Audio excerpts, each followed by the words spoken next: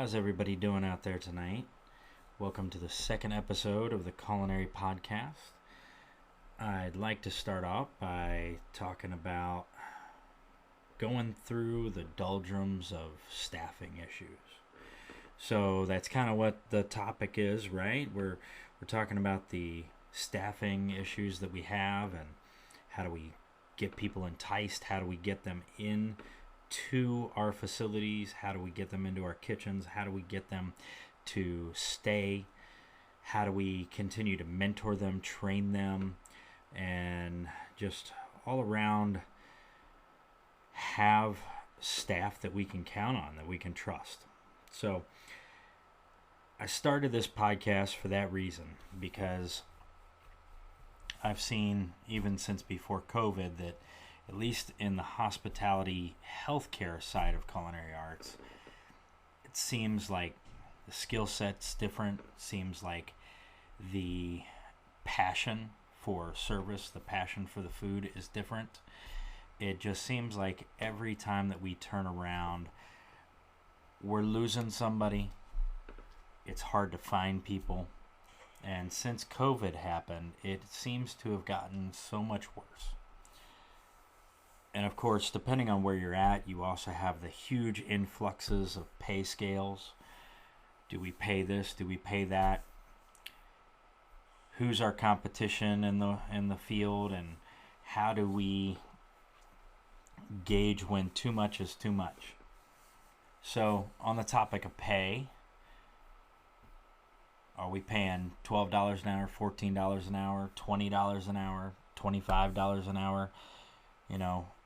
When do we finally get to a point where we go, money is not what is going to keep the staff in the doors. Money is not what we are going to keep people staying with us. So if it's not money, then what is it that gets people through the door and retains them? Because there comes a point where we have to ask that question: as the type of work that we're doing, does it really command that pay scale just because our competition is paying for it? If we are nearby a 4-star or 5-star restaurant and they're paying their cooks $25, $30 an hour, that's awesome. That's great for them.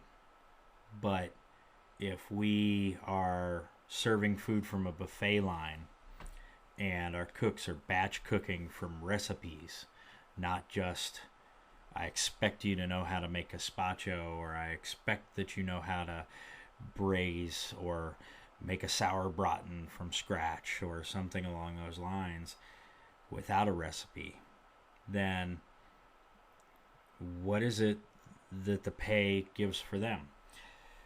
So if it's more entry-level cooking versus more skilled cooking, that every tournée has to be perfect, every baby carrot better be peeled and the tops better still be on them, and that glaze better be perfect. So, where do we draw that line between perfection and pay for that perfection versus less than perfect and less of a skill set? So as we go through and we look at that staff, what are the other benefits other than pay that we offer? The place I work at, we have 4 weeks of paid time off a year, which, as a cook, that's a pretty daggone good benefit. As a server, that's a pretty good benefit. And we even allow you to sell it back. If you've got a week in the tank and anything over that week, you can sell back, which is pretty awesome. Gives you a little extra money every single year, especially if you got a couple kids and holidays are coming up and you're a little bit tight to get Christmas presents. Well, sell back a week of vacation time and you get a double paycheck. That can go a long way to get some gifts, especially at Five Below. So if we are looking at pay scale and we're looking at benefits, then is 4 weeks too much? Is it not enough? Now, I'll give you an example. So if we give 4 weeks of paid time off a year, and we've got a department of, or a kitchen, restaurant, what have you, of 40 or 50 people, how many people get vacation every single week? How many people did you just short your business every single week? And is it going to cost you overtime to cover those shifts? These are the things you got to think about, right? That's all part of our P&L. That's all part of our labor cost. So we got to budget for these things, and we got to budget properly. If they're there for 5 years, do we give them another week? If they're there for 10 years, do we give them another week? You know, what, like where I am, if they've been there 10 years or more, they get 8 weeks. And they can carry 2 weeks over. So they've got 10 weeks. That's a lot of vacation time. And rightfully so. You've put in a lot of dedicated time of your own to be there. So, but can you use 8 weeks or 10 weeks of vacation in a year? Probably not. So you sell it back. And so if you don't sell enough of it back, though, you lose it by the end of the year, except for those 2 weeks. So if you add up all those people, do you got 3, 4, 5 people off a week? You know, how many people do you have off of work? So if you're trying to staff, how's that play to the rest of your staff? If you've got a skeleton crew, are they picking up all the overtime when people are on vacation every single week? I mean, if you're short 5 people every single week because they're on vacation, how does that play to the rest of them? Do they get tired? Do they get worn down? Is that why they don't want to work there? Is that one of the reasons that they quit? Is that a dissatisfier? In a lot of cases, people love the overtime, so they stick around and they pick that up. But eventually it wears thin. Eventually they get tired. Or they start to depend on that overtime, so much so that either they don't train your new people right, because God forbid they come in and take away that overtime, or they don't treat them right, so they quit, or they depend on that overtime so much that when that overtime's finally gone, they can't afford their bills, so then they quit you because they need a job that pays better. So these are all the questions that you got to ask, right? What about health insurance? Is that killing people as well? I pay close to $500 a week for health insurance, for dental insurance, vision insurance, life insurance, all through my company benefit. So, I mean, $2,000 a month just to make sure that I have a $40 copay or a $60 copay when I go to the doctor or the specialist. So, you know, that money adds up really quickly. So are those dissatisfiers. I got a big family, so I kind of expect it's going to cost me a little bit more, but those are things that our staff think about. You know, they have that kitchen table budget as they're sitting down at the table and they're looking over what is coming out of the checking account this week or this month. And then we have grocery bills on top of that. We have our electricity bills, gas, sewer, water, if you live in those areas. So, you know, rent or mortgage, all those things add up pretty quickly. And if you're an area like I am that's just booming with growth, you know, we saw pre-COVID rent anywhere from $600 to $1,000 a month for like a 1 or 2 bedroom. Now upwards of $1,600 to $3,000. We saw 1 month of security deposit needed, now up to 3 to 6 months of security deposit.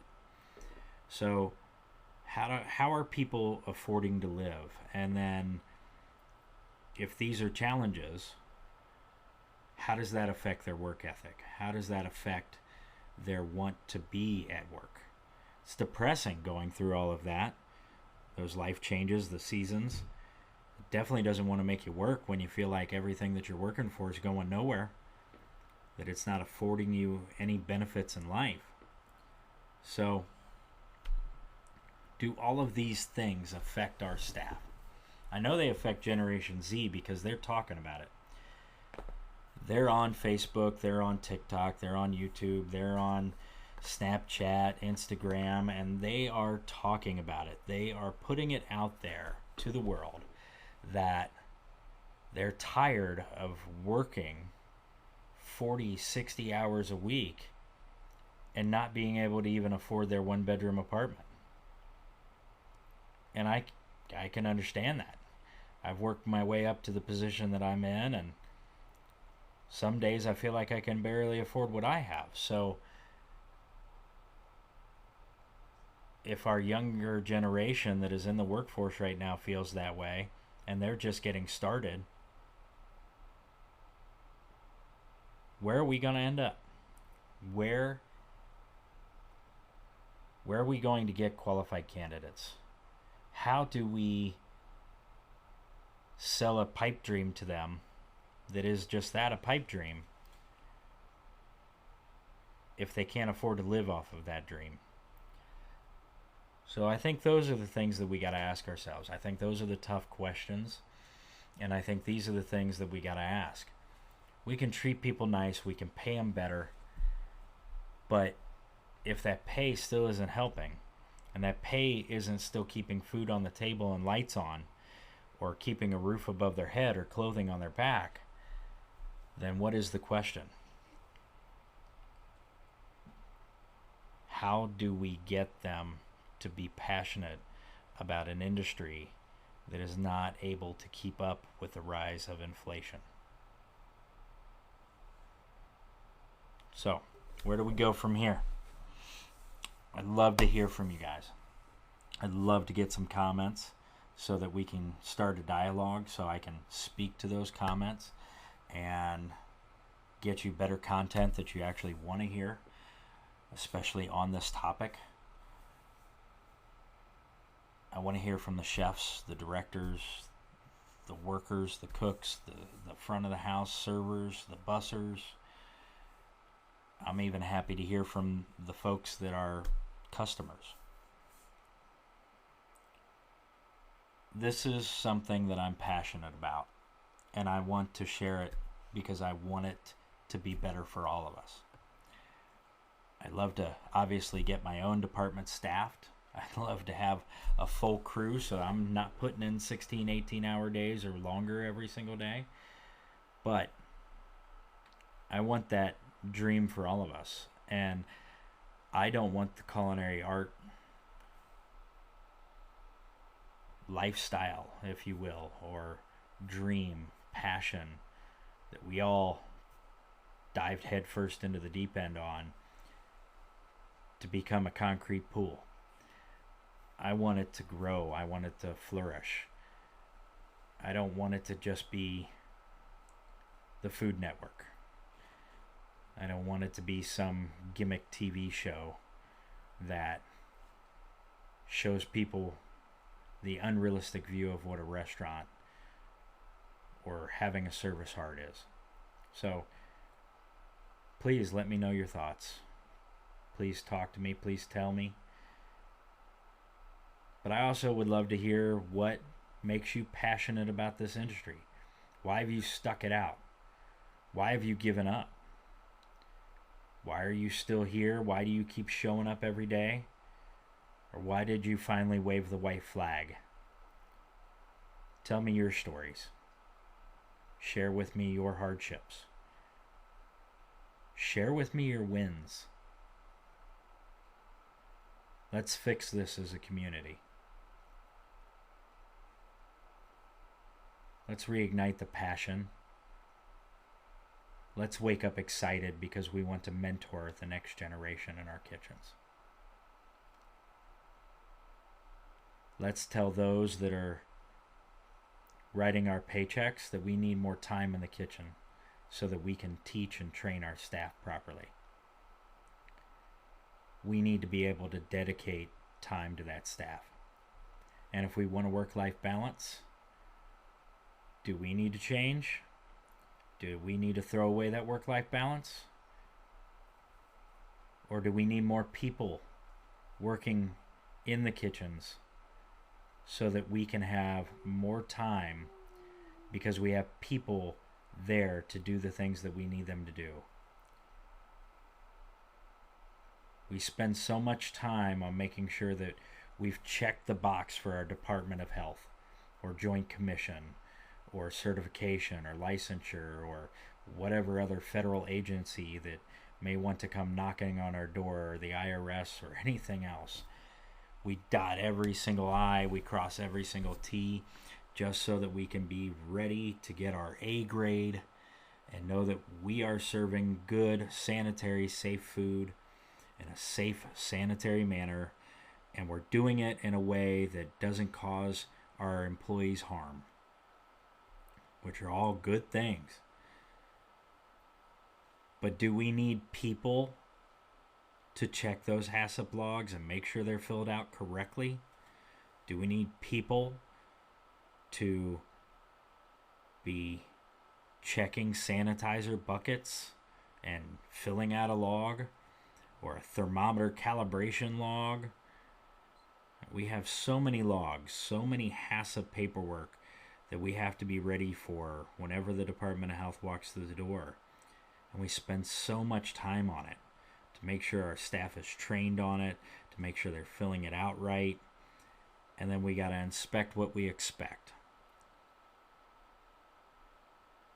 So, do we need to have a conversation with our owners, our directors, our bosses, our CEOs, our boards, and say, we need more people so that we can have more time to develop our staff, so that our staff can be mentored?